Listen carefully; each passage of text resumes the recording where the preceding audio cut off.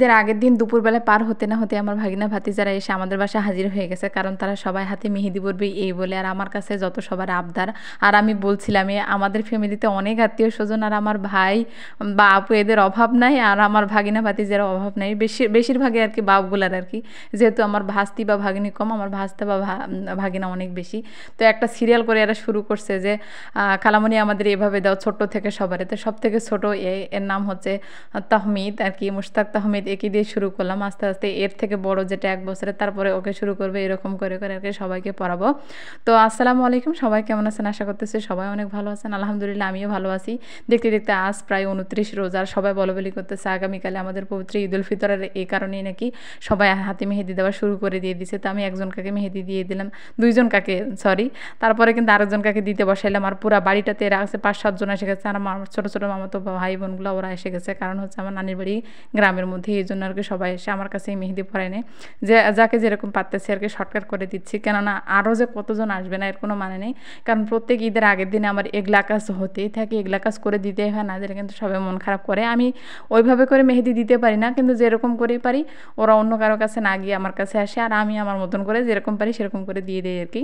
তো এরকম করে 4-5 জনকে অলরেডি আমি মেহেদি পরাই দিলাম। সবার শেষে বসছে ইয়ামিন, আমার ভাতিজা, আর এপাশে কিন্তু এই ভাগিনাগুলো মেহেদি পরে বাইরে দৌড় মারতেছে, আবার এসে দেখতেছে কার কার হইলো না হইলো।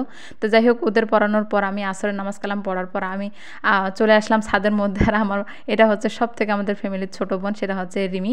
আর আমার মামাতো বোনটা এটাকে আমি নিয়ে আসলাম ছাদের উপরে, কারণ নিচে যদি থাকতেছি এই গ্রামে সবাই এসে বলতেছে যদি অনেকজনকে দিই, কিন্তু কেন জানি আজকে আমার খুব একটা ভালো লাগতেছিল না, আর কতজনকে দিয়ে দিব।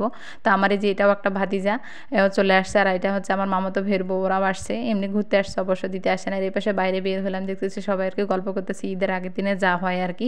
সবাই যেহেতু বলা বলি করতেছে যে আগামীকাল ঈদ, যেহেতু সৌদি আরবের ওই রকম করে ঈদ হয় আগের দিন, আর পরের দিনে বাংলাদেশের ঈদ হয় এইভাবে করে। তো এপাশে পটকা ফুটাচ্ছিল আর কি, এগুলোও ভাতিজা ভাগিনা সবগুলো, এগুলো আমার ফুপুর বাসার আর কি।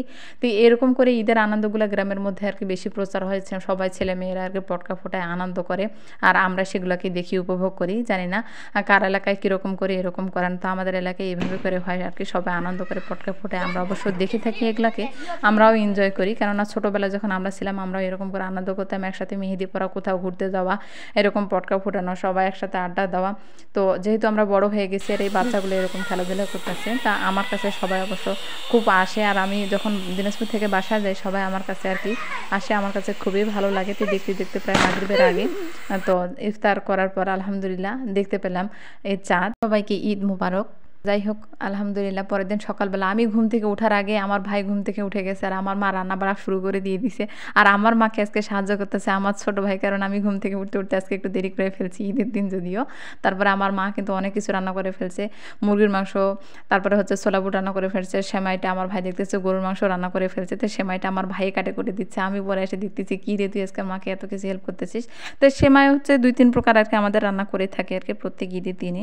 তো যাই হোক, আমি সেমাই খাইতে বসলাম। আলহামদুলিল্লাহ দীর্ঘ 1 মাস সিয়াম সাধানোর পর এরকম একটা খাওয়া দাওয়া অনেক আনন্দের হয়, অনেক ভালো লাগে। তো এরকম সেমাই মুড়ি দিয়ে খাইতে আমার কাছে খুব ভালো লাগে, কার কাছে কীরকম লাগে আমি জানি না। তারপরে কিন্তু আমি যে খাওয়া দাওয়া করার পর ঈদের নামাজ কালাম করার পর যে আমি বসে থাকবো শুয়ে থাকবো এরকম হবে না। আমার আরও একটা ভাস্তি এসে গেলে এসে বলতেছে আন্টি আমাকে একটু সাজাই দাও, আমি ঘুরতে যাব বাইরে। তো তারপরে ওকেও আর কি সাজাই গোজাই দিলাম আর কি। তো আমার কাছে কেন জানি এগুলোই বেশি হয়, প্রত্যেকজন কে কোথায় যাবে তার কাছে তাকে সাজাই দেওয়া, তাকে মেহেদি পরাই দেওয়া নেই এগুলো কিছু। তো আমি এগুলাকে খুব এনজয় করি, কারণ সবাই আমার কাছে আসে, আমি যেহেতু ফুপু বা কারো খালামণি এই জন্য। তো কার কীরকম ঈদ কাটলো অবশ্যই জানাবেন। ভালো থাকবেন। আসসালামু আলাইকুম।